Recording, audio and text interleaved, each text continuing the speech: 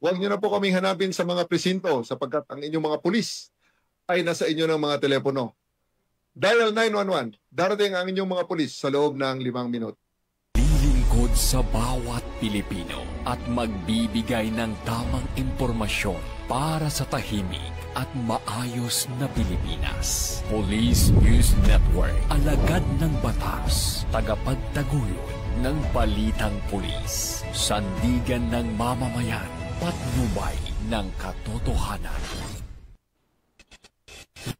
Kampo Krame, maghahatid ng pinakahuling kaganapan at nagbabagang balita. Ito ang PNN Police News Network. At ngayon, ang inyong mga tagapagbalita.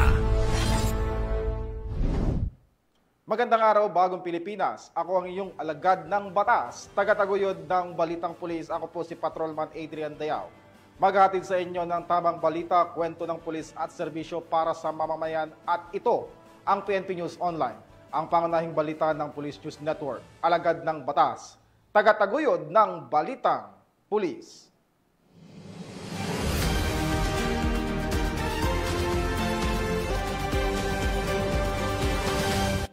Narito ang mga balitang dapat nyong abangan.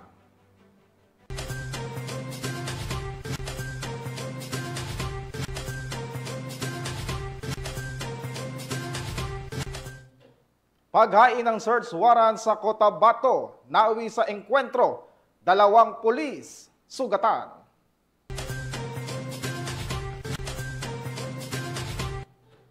Shabu na nagkakahalagang 700,000 piso, nasamsam sa Cebu City.